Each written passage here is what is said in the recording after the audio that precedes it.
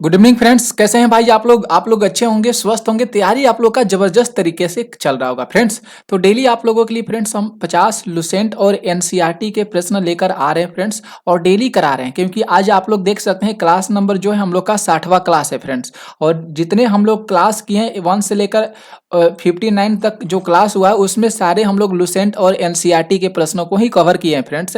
तो ये जो हम लोग का मिक्स जो कंटेंट वाला जो क्लास है ना फ्रेंड्स, ये बात करेंगे यहाँ पे क्लास नंबर जो है 60वां क्लास है, यानी टाइप 9। यहाँ पे बात करेंगे टाइप 9, यानी सेट नंबर जो हम लोग का हो जाएगा 9 हो जाएगा। 9वां क्लास है मिक्स कंटेंट का। ये सारे प्रश्न हर एग्जाम के लिए इंपॉर्टेंस है भाई। जो आप लोग एग्जाम की तैयारी करें वो सारी एग्जाम के लिए इंपॉर्टेंस है। तो फ्रेंड्स हम लोग क्लास को देखेंगे, क्लास के जो फर्स्ट नंबर प्रश्न है उसको देखेंगे। और आप लोगों से एक बार निवेदन है फ्रेंड्स कि आप लोग एक बार जो है इस वीडियो को शेयर कर दीजिएगा। जो भी आप लोगों के पास ग्रुप होंगे उस ग्रुप में इस वीडियो को शेयर करिएगा, और भी साथियों को जो है पढ़ने में मदद करिएगा, शेयर कर दीजिएगा। ठीक है फ्रेंड्स, तो आइए स्टार्ट करते हैं, देखते हैं आज की क्लास का पहला प्रश्न। यहाँ पे पहला प्रश्न में दिया गया है फ्रेंड्स, निम्नलिखित में से कौन सा सहायक संधि की विशेषता नहीं है। बहुत बढ़िया, जबरदस्त और शानदार प्रश्न है फ्रेंड्स। और ये जो प्रश्न जाएगा एनसीईआरटी का है भाई। किसका प्रश्न है? एनसीईआरटी का है कि निम्नलिखित में से कौन सा जो है सहायक संधि की विशेषता को नहीं दिखाता है। तो देखेंगे, देशी रियासतों को एक ब्रिटिश रेजिमेंट रखना होता है। ये बिल्कुल सही बात कर रहा है फ्रेंड्स, ये बातें सही है। देशी रियासतों की आंतरिक शासन कंपनी के अधीन होती है? नहीं, आंतरिक जो शासन होती है ना फ्रेंड्स, ये किसी भी कंपनी के अधीन नहीं होती है। तो मेरे भाई यहाँ पे जो सही आंसर जाएगा ना, बी ऑप्शन सही जाएगा, क्योंकि यहाँ पे आप लोग नहीं देखेंगे, नहीं पूछा गया है प्रश्न में कि सहायक संधि की विशेषता नहीं है। तो ऑप्शन नंबर बी मेरे भाई सही जाएगा। बाकी यहाँ पे ऑप्शन ए सही जाएगा। यहाँ पे तो सी ऑप्शन जो होगा, देशी रियासतों की विदेश नीति कंपनी के अधीन होती है, ये बात यहाँ पे सही जा रहा है। और डी कह रहा है कि कंपनी के सेना का खर्च रियासत उठाएगी, ये भी सही जा रहा है। यानी ए सी डी सही जाएगा और बी ऑप्शन गलत जाएगा। ठीक है, जो कि ऑप्शन में प्रश्न में दिया गया है। तो भाई आप लोग बी ऑप्शन को सही करिएगा। आगे बात करेंगे, अगला प्रश्न है, देखिएगा सेकेंड प्रश्न। यहाँ पे जो सेकंड प्रश्न दिया गया है कि निम्न में से किस समाचार पत्र पर वार्निकुलर प्रेस एक्ट के तहत कार्यवाही की गई थी। बहुत सुंदर सा प्रश्न है फ्रेंड्स। तो बात करेंगे, जो भारत मिहिर दिया गया है ना फ्रेंड्स बी ऑप्शन में, ये मेरे भाई सही जाएगा। भारत मिहिर को सही करिएगा।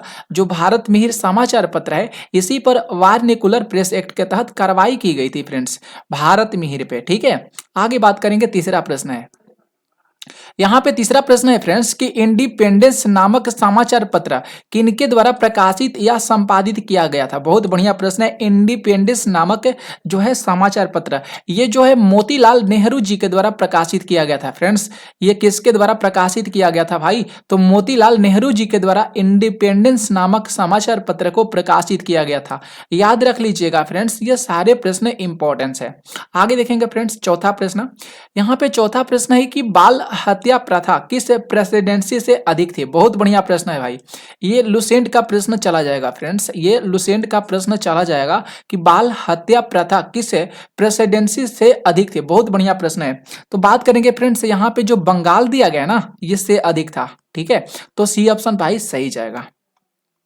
आगे बात करते हैं, नेक्स्ट जो प्रश्न है 5 नंबर, रेशमी रुमाल षड्यंत्र किस से संबंधित है। बहुत बढ़िया प्रश्न है, ये भी है।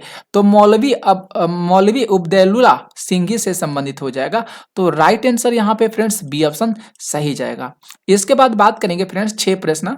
6 नंबर जो प्रश्न है कि असहयोग आंदोलन के लिए प्रस्ताव किस कांग्रेस अधिवेशन में पारित किया गया था। तो असहयोग आंदोलन के लिए फ्रेंड्स जो प्रस्ताव है, ये किस कांग्रेस अधिवेशन में पारित किया गया था फ्रेंड्स? नागपुर जो अधिवेशन था ना फ्रेंड्स, यहाँ पे जो सी ऑप्शन में आप लोग देख रहे हैं, नागपुर अधिवेशन में फ्रेंड्स कांग्रेस के जो अधिवेशन थे, ये जो असहयोग आंदोलन से जुड़े, इसको पारित किया गया था फ्रेंड्स। तो सी ऑप्शन भाई सही जाएगा। और एक बार शेयर कर दीजिएगा फ्रेंड्स, आप लोगों के पास जो भी ग्रुप्स होंगे उस ग्रुप में इस वीडियो को शेयर कर दीजिएगा। चैनल को सब्सक्राइब कर लीजिएगा भाई, जो आप लोग इस चैनल से जुड़िए। ये फैमिली को बड़ा करने में आप लोगों का सपोर्ट बहुत अहम है फ्रेंड्स। आप लोग इस फैमिली को बड़ा कर सकते हैं, ठीक ना। तो यहाँ पे 7 प्रश्न की बात करेंगे कि निम्नलिखित में से कौन पारिस्थितिकी तंत्र के विषय में सही नहीं है। देखिए भाई यहाँ पे सही नहीं है, ठीक ना। और ये जो प्रश्न चल जाएगा भाई, यहाँ पे एनसीईआरटी का ये प्रश्न चल जाएगा, ठीक है। ये देखिए यहाँ पे क्या दिया है, यह एक बंद तंत्र है, ये तो भैया गलत बात कह रहा है ना। यहाँ पे बात करेंगे ऑप्शन ए तो सही चला जाएगा, पारिस्थितिकी तंत्र के विषय जो है यहाँ पे इससे रिलेटेड नहीं हो जाएगा, गलत जाएगा, ठीक है। इसकी अपनी उत्पादकता होती है, बिल्कुल सही बात कर रहे हैं। यह एक प्राकृतिक संसाधन तंत्र है, ये भी सही है। यह जो है एक कार्यशील इकाई होता है, बिल्कुल सही बात है। तो ये दोनों सही जाएगा पारिस्थितिकी तंत्र के अंतर्गत, ठीक है। और ऑप्शन नंबर 1 यहाँ पे गलत चला जाएगा, जो कि सही जाएगा।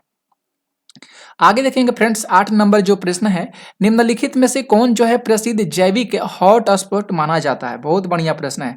ये माना जाता है पश्चिमी घाट को। पश्चिमी घाट को जो फ्रेंड्स यहाँ पे जैविक हॉट स्पॉट के नाम से जाना जाता है, यानी डी ऑप्शन विकल्प यहाँ पे सही जाएगा। प्रश्न बात करेंगे 9 नंबर प्रश्न पे। 9 नंबर जो प्रश्न है कि किस चक्र के संचालन में सौर विकिरण की महत्वपूर्ण भूमिका होती है फ्रेंड्स। तो बात करेंगे जल चक्र के संचालन में। किस चक्र के संचालन में फ्रेंड्स? तो जल चक्र के संचालन में सौर विकिरण की जो होती है महत्वपूर्ण जो होती है भूमिका होती है फ्रेंड्स। तो यहाँ पे बी जो विकल्प होगा ना भाई, बिल्कुल सही जाएगा। आगे बात करेंगे फ्रेंड्स, 10 नंबर प्रश्न है कि गौतम बुद्ध ने संघ में भिक्षुणी या स्त्री के प्रवेश की अनुमति कहाँ पे दिए थे फ्रेंड्स? तो ये दिए थे भाई वैशाली में दिए थे। कहाँ पे दिए थे फ्रेंड्स? वैशाली शहर में दिए थे। राइट आंसर यहाँ पे ऑप्शन ए सही जाएगा। आगे बात करेंगे फ्रेंड्स, 11 प्रश्न है कि भारत के किस क्षेत्र में सर्वाधिक दैनिक तापांतर पाया जाता है। बहुत बढ़िया प्रश्न है, जबरदस्त है भाई।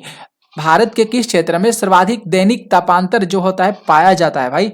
तो बात करेंगे जो मरुस्थलीय क्षेत्र होता है ना फ्रेंड्स, यहाँ पे पाया जाता है, यानी सी ऑप्शन फ्रेंड्स ये सही चला जाएगा।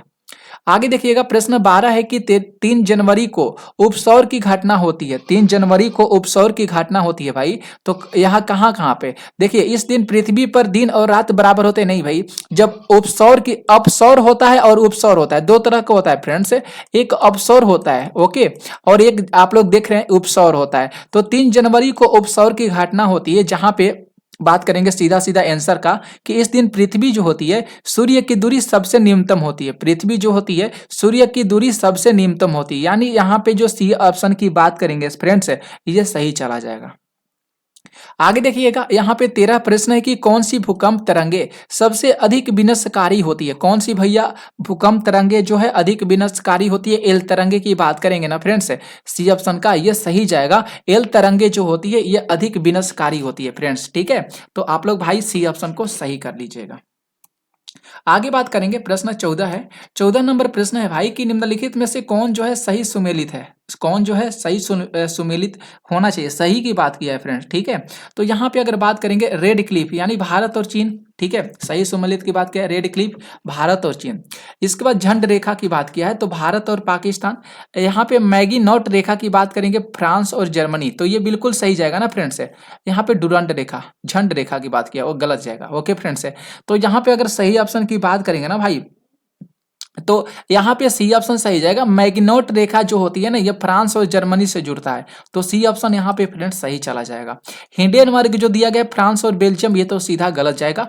झंड रेखा तो भारत और पाकिस्तान गलत जाएगा। रेड क्लिप भारत और चीन गलत जाएगा, ठीक है। तो ये ध्यान में फ्रेंड्स आप लोग रख लीजिएगा। और मेरे साथियों एक बार आप लोग क्लास की भाई सेशन को शेयर कर लीजिएगा ना, ठीक है, यहाँ पे, ठीक ना भाई। अरे भैया झंड नहीं, यहाँ पे डुरंड रेखा कर लीजिएगा। वहीं तो हम देख रहे थे झंड रेखा कौन होता है, डुरंड रेखा होता है ना फ्रेंड्स। कौन होता है? डुरंड रेखा होता है, ठीक है। तो भारत और पाकिस्तान के बीच डुरंड रेखा गलत जाएगा, ठीक है ना। तो यहाँ पे सी ऑप्शन सही जाएगा। मैग्नोट रेखा जो हो जाएगा फ्रांस और जर्मनी से हो जाएगा, ठीक है फ्रेंड्स, ध्यान में रख लीजिएगा भाई। आगे बात करते हैं फ्रेंड्स, देखेंगे अगला प्रश्न है 15 नंबर। 15 नंबर जो प्रश्न है कि निम्नलिखित में से कौन सी पर्वत श्रृंखला सबसे लंबी होती है। कौन सी पर्वत श्रृंखला सबसे लंबी है? तो एंडीज जो पर्वत श्रृंखला है ना फ्रेंड्स, ये सबसे लंबा पर्वत श्रृंखला के नाम से जाना जाता है, एंडीज को। आगे बात करेंगे 16 प्रश्न है कि किस अधिनियम के द्वारा केंद्रीय बजट को राज्य के बजट से अलग कर दिया गया था। बहुत बढ़िया प्रश्न है, जबरदस्त प्रश्न है भाई। किस अधिनियम के द्वारा केंद्रीय बजट को राज्य बजट के रूप में अलग कर कर दिया गया था? बहुत बढ़िया प्रश्न है। तो सीधा बात करेंगे आंसर का, तो भारत शासन अधिनियम 1919 के द्वारा। ठीक है फ्रेंड्स, यानी यहाँ पे बी ऑप्शन सही जाएगा। भारत शासन अधिनियम 1919 के द्वारा फ्रेंड्स केंद्रीय बजट को राज्य के बजट से अलग कर दिया गया था। केंद्रीय बजट को राज्य के बजट से अलग कर दिया था भारत शासन अधिनियम 1919 के द्वारा। राइट आंसर बी सही जाएगा। 17 प्रश्न की बात करेंगे, निम्नलिखित में से किस योजना के आधार पर संविधान सभा का गठन हुआ था फ्रेंड्स? तो संविधान सभा का गठन जो होता है कैबिनेट मिशन योजना के अंतर्गत। ठीक ना, यहाँ पे फ्रेंड्स ऑप्शन नंबर ए को सही करिएगा। आगे बात करेंगे, प्रश्न 18 है। 18 प्रश्न है कि अंतरिम सरकार के गठन की घोषणा कब की गई थी? अंतरिम सरकार के गठन की घोषणा किया गया था 24 अगस्त 1946 को। कब किया गया था अंतरिम सरकार की गठन की घोषणा फ्रेंड्स? 24 अगस्त 1946 को। बी ऑप्शन को सही करिएगा। मोस्ट इंपॉर्टेंट ये प्रश्न सारे हैं। आगे बात करेंगे 19 प्रश्न पे। 19 नंबर प्रश्न है कि निम्नलिखित में से कौन सा कथन जो है करेक्ट होना चाहिए? यहाँ पे सही विकल्प की बात की है फ्रेंड्स, कि यहाँ पे देखेंगे पहला ऑप्शन पे विकल्प में कि जब राज्य में राष्ट्रपति शासन लागू होता है तो संसद को संबंधित राज्य के लिए राज्य सूची पर कानून बनाने की शक्ति प्राप्त हो जाती है। बिल्कुल सही बात है फ्रेंड्स। अगर उस किसी भी स्टेट में राष्ट्रपति का शासन लागू हो जाता है तो वहां पे पार्लियामेंट क्या करता है, उस राज्य से रिलेटेड कोई भी कानून को बनाना होता है, वह सारा जो जिम्मा होता है वह संसद के पास होता है, पार्लियामेंट के पास होता है। सेकंड की बात करेंगे, राष्ट्रपति शासन के उपरांत भी संसद द्वारा बनाया गया कानून प्रभावी रहता है। यह भी बिल्कुल सही बात कह रहा है कि मतलब जब राष्ट्रपति शासन लग जाता है तो संसद के द्वारा भी जो कानून बनाया जाता है वह तो प्रभावी रहेगा राष्ट्रपति के द्वारा। ठीक है, दोनों सही जाएगा। यहाँ पे सी ऑप्शन की बात करेंगे फ्रेंड्स, सही जाना चाहिए दोनों ऑप्शन ना, यहाँ पे दोनों सही जाएगा। आगे बात करेंगे, यहाँ पे प्रश्न 20 है कि आर्टिकल 54 का संबंध निम्नलिखित में से किससे है? तो आर्टिकल 54 जो है राष्ट्रपति के निर्वाचन से रिलेटेड होगा। आर्टिकल 54 जो है किससे रिलेटेड है फ्रेंड्स? तो राष्ट्रपति के निर्वाचन से रिलेटेड है, यानी ऑप्शन ए सही जाएगा। आगे बात करेंगे फ्रेंड्स, 21 नंबर प्रश्न है, देखिएगा। यहाँ पे प्रश्न 21 में दिया गया है कि निम्नलिखित में से कौन सा जो स्टेटमेंट्स दिया गया है गलत पूछा गया है। यहाँ पे गलत फ्रेंड्स पूछा गया, बहुत बढ़िया प्रश्न है कि राज्य लोक सेवा आयोग के सदस्य और अध्यक्ष नियुक्ति राज्यपाल के द्वारा किया जाता है। तो हाँ, बिल्कुल किया जाता है भाई। बी ऑप्शन की बात करेंगे कि राज्य लोक सेवा आयोग के अध्यक्ष और सदस्य को पुनः नियुक्त नहीं किया जा सकता है। यह भी बिल्कुल सही बात कर रहा है फ्रेंड्स, ये भी सही जाएगा। सी ऑप्शन की बात करेंगे कि राज्य लोक सेवा आयोग के अध्यक्ष और सदस्यों के वेतन भाता राज्य संचित निधि से दिया जाता है। भाई यहीं पे तो ये गलत कर दिया ना, राज्य संचित निधि से नहीं दिया जाता है, जबकि पेंशन भारत से संचित निधि में दिया जाता है। ये मेरे भाई ये गलत जो स्टेटमेंट दिया गया है ना ऑप्शन सी में, ये भाई सही जाएगा। तो पूछा तो गया है गलत ऑप्शन, तो सी ऑप्शन सही जाएगा। ठीक है, अगर ध्यान दीजिएगा यहाँ पे भी इस बात को याद रख लीजिएगा, पुष्टि कर लीजिएगा फ्रेंड्स कि राज्य लोक सेवा आयोग के सदस्य और अध्यक्ष को उसके पद से हटाने की शक्ति राज्यपाल के पास नहीं होती है। ये भी बात यहाँ पे सही करा है। ठीक है, जो राज्य लोक सेवा आयोग के जो मेंबर्स होते हैं, अध्यक्ष होते हैं, राज्यपाल के पास शक्ति नहीं होती है जो उनको हटा सकते हैं। तो ये सही जाएगा, सी ऑप्शन गलत जाएगा। आगे बात करेंगे फ्रेंड्स, जो यहाँ पे 22 नंबर प्रश्न है, ये भी बहुत बढ़िया प्रश्न, जबरदस्त है। यहाँ पे बात करेंगे वित्त आयोग के संबंध में कथन पर विचार करना। वित्त आयोग के बारे में यहाँ पे प्रश्न पूछा गया फ्रेंड्स। वित्त आयोग में एक अध्यक्ष पद और 2 सदस्य होते हैं। बिल्कुल सही बात कर रहा है कि वित्त आयोग में एक अध्यक्ष पद होता है और 2 मेंबर्स होते हैं। बिल्कुल सही बात कर रहा है। ठीक है, इनका कार्यकाल की बात क्या है, राष्ट्रपति के आदेश के तहत तय होता है। अरे भैया, राष्ट्रपति के आदेश के तहत इनका जो कार्यकाल होता है नहीं तय होता है भाई, ये गलत जाएगा। यानी सेकेंड ऑप्शन की बात करेंगे भाई, ये गलत चला जाएगा। इनकी जो पुनर्नियुक्ति नहीं हो सकती है। बिल्कुल यहाँ पे सही बात कर रहा है फ्रेंड्स, यानी पहला और तीसरा सही जाएगा। कहाँ पे दिया है, तो बी ऑप्शन में दिया है फ्रेंड्स, इससे हम लोग बी ऑप्शन को सही कर लेंगे, बी ऑप्शन सही जाएगा। आगे बात करेंगे फ्रेंड्स, 23 प्रश्न है। यहाँ पे देखिएगा, कल ही आरबीआई के बारे में आप लोगों को बताए थे कल की क्लास में। निम्नलिखित में से कौन आरबीआई की मौद्रिक नीति के मात्रात्मक उपकरण है? बहुत बढ़िया प्रश्न है फ्रेंड्स। मात्रात्मक उपकरण है कौन सा फ्रेंड्स, यहाँ पे देख सकते हैं। जो वैधानिक तरलता अनुपात, ये भी सही जाएगा। नगद आरक्षित अनुपात, ये भी सही जाएगा। खुले बाजार की क्रिया, ये भी सही जाएगा। मतलब पहला भी सही जाएगा, दूसरा भी सही जाएगा, तीसरा भी सही जाएगा। ये जो है आरबीआई की मौद्रिक नीति के मात्रात्मक उपकरण माने जाते हैं। तो फ्रेंड्स यहाँ पे डी ऑप्शन को भाई सही करिएगा, पहला, दूसरा और तीसरा ऑप्शन सही जाएगा। नेक्स्ट प्रश्न की बात करेंगे। 24 प्रश्न है कि प्रधानमंत्री किसान संपदा योजना का मुख्य उद्देश्य क्या है फ्रेंड्स। तो इसका मुख्य उद्देश्य है कि खाद्य प्रसंस्करण को बढ़ावा देना। देख सकते हैं ना, सी ऑप्शन में दिया गया है खाद्य प्रसंस्करण को बढ़ावा देना, सी ऑप्शन सही जाएगा।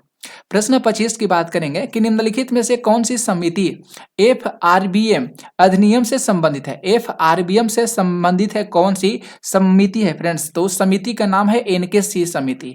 ऑप्शन नंबर जो टी ऑप्शन में दिया गया है ना, एनकेसी समिति, ये जो है एफआरबीएम अधिनियम से रिलेटेड हो जाएगा। डी ऑप्शन को सही करिएगा।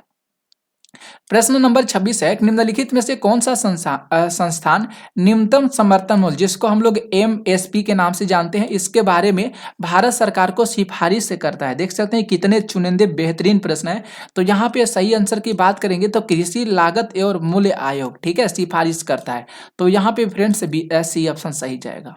आगे बात करेंगे। प्रश्न 27 प्रश्न है कि सीता अध्यक्ष का संबंध किससे था। तो सीता अध्यक्ष का जो संबंध था धार्मिक विभाग से था, ठीक है। किससे संबंध था, धार्मिक विभाग से। ऑप्शन सी सही जाएगा। आगे बात करेंगे फ्रेंड्स 28 कि कश्मीर के क्षेत्रीय इतिहास का संजीव वर्णन मिलता है। कश्मीर के क्षेत्रीय इतिहास का संजीव वर्णन मिलता है राजतरंगिणी से मिलता है। कहाँ से मिलता है फ्रेंड्स, राजतरंगिणी में देखने को मिलता है, ठीक है। तो ऑप्शन नंबर डी ऑप्शन मेरे भाई यहाँ पे सही जाएगा। इसके आगे बात करेंगे सिजदा एवं पैबोस प्रथाओं की शुरुआत निम्नलिखित में से किसके द्वारा किया गया था। तो इस सिजदा एवं पैबोस जो प्रथा है इसका शुरुआत बलबन के द्वारा किया गया था। किसके द्वारा फ्रेंड्स, बलबन के द्वारा किया गया था। बहुत बढ़िया प्रश्न है भाई, बी ऑप्शन सही जाएगा, सिजदा एवं पैबोस, ठीक है, पैबोस। आगे बात करेंगे उत्बी। यहाँ पे 30 प्रश्न है कि उत्बी कौन था। उत्बी कौन था, तो उत्बी जो था एक प्रकार का इतिहासकार था, एक इतिहासकार थे उत्बी, ठीक है। ऑप्शन ये सही जाएगा। आगे देखेंगे प्रश्न 31 नंबर प्रश्न, शेर शाह के बारे में प्रश्न पूछा गया है। शेर शाह के बारे में कौन सा कथन असत्य है, मतलब यहाँ पे गलत पूछा गया है। देखते हैं ऑप्शन ए की ओर। शेर शाह ने बिलग्राम युद्ध के विजय के बाद द्वितीय अफगान राज्य की स्थापना दिल्ली पर किया था। बिल्कुल सही बात कर रहा है, ये सही जाएगा। शेर शाह की उपज का 1/3 भाग कर के रूप में यानी टैक्स के रूप में निर्धारित किया जाता है, सही जाएगा। शेरशाह का मकबरा दिल्ली में, अरे भैया शेरशाह का मकबरा दिल्ली में कहाँ से हो जाएगा। शेरशाह का जो मकबरा है बिहार में पड़ता है। बिहार का जो रोहतास जिला है ना फ्रेंड्स, वहीं पे जो है शेरशाह का मकबरा पड़ता है, ठीक है। तो यहाँ पे असत्य की बात किया तो फ्रेंड्स सी ऑप्शन यहाँ पे सही जाएगा। शेरशाह का मकबरा दिल्ली में नहीं है, शेरशाह का मकबरा सासाराम में है। कहाँ पे फ्रेंड्स, सासाराम में सही चला जाएगा। डी की बात करेंगे। शेरशाह के द्वारा भूमि की पैमाइश हेतु सन की ईडी यानी सिकंदरी गज को प्रयोग किया गया था। तो मेरे भाई ये भी सही जाएगा, सी ऑप्शन गलत जाएगा, ठीक है। आगे बात करेंगे फ्रेंड्स 32 नंबर प्रश्न। 32 नंबर प्रश्न है कि किस प्रसिद्ध शासक के द्वारा अमुक्त माल्यद लिखा गया था। अमुक्त माल्यद को लिखा गया था। बहुत बढ़िया जबरदस्त प्रश्न है। तो कृष्णदेव राय के द्वारा, ठीक है, सी ऑप्शन सही जाएगा। 33 प्रश्न है कि दिल्ली सल्तनत के सभी सुल्तानों में सर्वाधिक समय तक शासन निम्नलिखित में से किसके द्वारा किया गया था। सर्वाधिक शासन जो है निम्नलिखित में से किसके द्वारा किया गया था फ्रेंड्स, तो बहलोल लोदी के द्वारा। किसके द्वारा फ्रेंड्स, बहलोल लोदी के द्वारा किया गया था। ऑप्शन ए सही जाएगा। 34 नंबर प्रश्न की बात करेंगे। निम्नलिखित में से कौन सा पदार्थ केंद्रक में सर्वाधिक मात्रा में पाया जाता है। कौन सा भाई पदार्थ है, तो उसका नाम है प्रोटीन, जो केंद्रक में सर्वाधिक मात्रा में पाया जाता है, जिसको हम लोग न्यूक्लियस के नाम से जानते हैं। न्यूक्लियस में पाया जाता है प्रोटीन, ठीक है। 35 प्रश्न है कि प्रकाश संश्लेषण की प्रकाशित अभिक्रिया क्लोरोप्लास्ट ये कहाँ पे संपन्न होती है फ्रेंड्स, तो ये संपन्न होती है ग्रेना में। कहाँ पे संपन्न होती है, ग्रेना में, यानी ऑप्शन ए सही जाएगा। आगे बात करेंगे फ्रेंड्स 36 प्रश्न है कि हेलोफाइटस क्या होता है। हेलोफाइटस क्या होता है, तो हेलोफाइटस वे जो पौधे होते हैं जो लवण वाली जो मिट्टी में उगते हैं। क्या होते हैं, हेलोफाइटस जो पौधे होते हैं जो लवण वाली मिट्टी में उगते हैं। कहाँ पे दिया गया है भाई, यहाँ पे तो दिया गया ऑप्शन डी में दिया गया है, ठीक है। डी ऑप्शन को भाई सही करेंगे। वे पौधे जो लवण वाली मिट्टी में उगते हैं उसी को हेलोफाइटस के नाम से जानते हैं। आगे देखेंगे यहाँ पे 37 प्रश्न है। यहाँ पे 37 प्रश्न में पूछा गया है कि एड्स के लिए किया जाता है, यानी यहाँ पे एड्स के लिए कौन से टेस्ट का प्रयोग किया जाता है। बहुत बढ़िया प्रश्न है फ्रेंड्स, ठीक है। एड्स के लिए कौन से जो है यहाँ पे इसका प्रयोग किया जाता है, तो देखेंगे पीसीआर का किया जाता है। बिल्कुल सही बात है। रीपा की बात करें, रीपा का नहीं किया जाता। CD4 का, एलिसा का किया जाता है, यानी यहाँ पे पहला तीसरा चौथा सही जाएगा। एड्स के लिए किसका टेस्ट किया जाता है, तो पीसीआर का, CD4 का और एलिसा का। चौथा कहाँ दिया गया भाई, तो यहाँ पे डी ऑप्शन में दिया गया। आप लोग डी ऑप्शन को सही करिएगा। आगे बात करते हैं जो 38 नंबर प्रश्न है भाई, निम्न में से कौन सा रुधिर वर्ग के रुधिर प्लाज्मा में कोई एंटीबॉडी जो होता है नहीं होता है फ्रेंड्स, नहीं होता है। तो बहुत बढ़िया प्रश्न है, ए बी में नहीं होता है। किस में नहीं होता है? ए बी में नहीं होता है। आगे बात करेंगे, ट्रिपल वैक्सीन डीपीटी के में कौन सा एक नहीं है? डीपीटी में कौन सा जो है फ्रेंड्स ये एक नहीं होता है। यहाँ पे ऑप्शन कौन सा देख के बताना होगा। डिप्थीरिया होता है। पीलिया की बात करेंगे फ्रेंड्स, पीलिया नहीं होता है। बी ऑप्शन भाई सही जाएगा। और यहाँ पे परदूषित की बात करेंगे और यहाँ पे टेटनस की, ये सही होगा, सही होता है, ये होता है उसमें। ठीक है। अल्फा कण का द्रव्यमान हीलियम के एक अणु के बराबर होता है। इसके आवेश किसके बराबर हो जाएगा फ्रेंड्स? तो इसके आवेश जो बराबर होगा 2 प्रोटॉन के बराबर हो जाएगा। किसके बराबर? 2 प्रोटॉन के बराबर हो जाएगा। 41 नंबर प्रश्न है कि न्यूटन के किस गतिकी नियम से बल का व्यंजक, यानी बल का व्यंजक मिला है, F बराबर ma होता है। ठीक है। F बराबर जो है फ्रेंड्स एम ए होता है किसके द्वारा? तो द्वितीय गति नियम से मिला है। ऑप्शन नंबर बी को सही करेंगे। ठीक है। बल का व्यंजक एफ बराबर एम ए होता है। बल का जो मात्रक होता है न्यूटन होता है। सीजीएस मात्रक डाइन होता है भाई। आगे बात करेंगे 42 प्रश्न है कि सिलिकॉन, जर्मेनियम, कार्बन आदि पदार्थों की प्रतिरोधकता ताप बढ़ाने पर क्या होती है? तो सिलिकॉन की बात किया भाई, जर्मेनियम, कार्बन, ये सारे जो पदार्थ हैं इनकी प्रतिरोधकता बढ़ेगा तो वहां पे बढ़ने पर क्या होता है? वह बढ़ता है। क्या होता है भाई? इनकी प्रतिरोधकता बढ़ाने पर उसकी जो टेम्परेचर होता है, ताप होता है, वह बढ़ता है। ताप होता है भाई, बढ़ेगा ना, ताप उसका बढ़ेगा। 43 प्रश्न, एक निम्न में से किस तत्व का सर्वाधिक समस्थानिक होता है? सबसे ज्यादा समस्थानिक किसका होता है? पोलोनियम का समस्थानिक सबसे ज्यादा होता है भाई, याद रख लीजिएगा, मस्त प्रश्न है। पोलोनियम जो होता है ना, इसका समस्थानिक सबसे ज्यादा होता है। 44 प्रश्न है कि हाइड्रोजन को जलाने से क्या बनेगा? तो हाइड्रोजन को जलाने से फ्रेंड्स पानी बनता है। H2O होता है ना पानी का सूत्र, तो ये सही जाएगा। ऑक्सीजन जल जाएगा, हाइड्रोजन जल जाएगा, तो पानी तो बचेगा ना। ग्रेफिन क्या होता है? ग्रेफिन फ्रेंड्स ये क्या होता है? ग्रेफिन जो होता है एक प्रकार का कार्बन का नैनो प्रतिरूप होता है। क्या होता है फ्रेंड्स? कार्बन का नैनो प्रतिरूप होता है भाई ग्रेफिन। ओके, तो बी ऑप्शन मेरे भाई सही जाएगा। इसके आगे बात करेंगे फ्रेंड्स, 46 से प्रश्न है कि विश्व रक्तदान दिवस कब मनाया जाता है? तो 14 जून को मनाया जाता है। विश्व रक्तदान दिवस फ्रेंड्स कब मनाया जाता है? 14 जून को मनाया जाता है। डी ऑप्शन सही जाएगा। 47 नंबर अगर प्रश्न की बात करेंगे फ्रेंड्स, यहाँ पे ध्यान दीजिएगा, सुमेलित करना है ना। यहाँ पे प्लाज्मा अनुसंधान संस्था गांधीनगर, राष्ट्रीय समुद्र विज्ञान संस्थान मैसूर, केंद्रीय खाद्य प्रौद्योगिकी संस्थान दिल्ली, भारतीय मौसम विज्ञान संस्थान पणजी। तो फ्रेंड्स यहाँ पे ध्यान से देखना होगा। प्रश्न की बात करेंगे यहाँ पे फ्रेंड्स, कौन सा आंसर जो होगा सही जाना चाहिए भाई। बहुत जबरदस्त प्रश्न है भाई। तो देखिए, प्लाज्मा अनुसंधान संस्थान की बात करेंगे, ये चला जाता है दिल्ली में। कहाँ पे जाएगा? दिल्ली में, यानी यहाँ पे ए का जो होगा पहला तीसरा सही जाएगा। बी की बात करेंगे, राष्ट्रीय समुद्र विज्ञान संस्थान पणजी में हो जाएगा, यानी पणजी का, यानी बी का चौथा होगा। सी की बात करेंगे, जगह तो नहीं छूट पाया फ्रेंड्स, सॉरी, केंद्रीय खाद्य प्रौद्योगिकी संस्थान जो है ये मैसूर में हो जाएगा, यानी सी का दूसरा। तो डी का क्या होगा? पहला हो जाएगा, भारतीय मौसम विज्ञान संस्थान गांधीनगर में हो जाएगा। 3 4 2 1। अरे भैया यहाँ पे ये कैसे हो गया?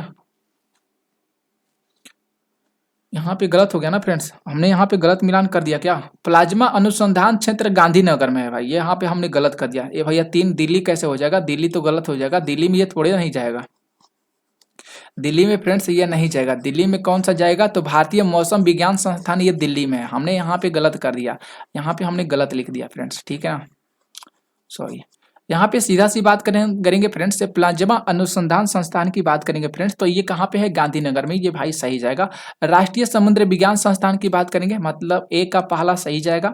बी की बात करेंगे फ्रेंड्स, बी का जो राष्ट्रीय समुद्र विज्ञान संस्थान है ये पणजी में है भाई, यानी बी का चौथा होगा। सी की बात करेंगे, केंद्रीय खाद्य प्रौद्योगिकी संस्थान मैसूर, यानी सी का दूसरा। तो डी का क्या होगा फ्रेंड्स? तीसरा हो जाएगा, राष्ट्रीय मौसम विज्ञान संस्थान दिल्ली हो जाएगा। अगर आप लोग को इसमें से याद होगा तो फ्रेंड्स जा सकता है, क्योंकि ए तो पहला में भी दिया गया, गलत जाएगा। डी ऑप्शन को सही करिएगा, ठीक है। पहला, चौथा, दूसरा सही है, तीसरा, ठीक है, डी ऑप्शन सही जाएगा। यहाँ पे बात करेंगे 48 प्रश्न है कि पंचरात्र का संबंध किस धर्म से है? पंचरात्र का संबंध किस धर्म से है? तो वैष्णव धर्म से है, ऑप्शन ए सही जाएगा। आगे बात करेंगे 49 प्रश्न है कि एकमात्र भारतीय जिसे रसायन के क्षेत्र में नोबेल पुरस्कार से प्रदान किया गया था वह कौन थे फ्रेंड्स? उसका जो नाम था वेंकटरमण रामकृष्ण, उनका नाम था क्या फ्रेंड्स? वेंकटरमण रामकृष्ण था, ऑप्शन ए सही जाएगा। और एक लास्ट प्रश्न है, आखिरी प्रश्न है 50 नंबर, कि भारतीय नौसेना की पहली महिला पायलट लेफ्टिनेंट शिवांगी स्वरूप बनी, वे किस राज्य की रहने वाली थी? लेफ्टिनेंट शिवांगी स्वरूप किस राज्य की रहने वाली थी? तो बिहार की रहने वाली थी। कहाँ की रहने वाली थी फ्रेंड्स? बिहार की रहने वाली थी। ऑप्शन ए सही जाएगा। तो ये 50 प्रश्न मुख्यतः इंपॉर्टेंट से वेरी वेरी इंपॉर्टेंट प्रश्न था। तो फ्रेंड्स ये क्लास आप लोगों को कैसा लगा जरूर कमेंट करके बताइएगा। इस वीडियो को मेरे भाई जितना हो सकेगा आप लोग शेयर करिएगा, ठीक है। मिलेंगे हम लोग अगले क्लास में, नेक्स्ट क्लास में। तो आज के लिए थैंक यू आप सभी मित्र साथियों को।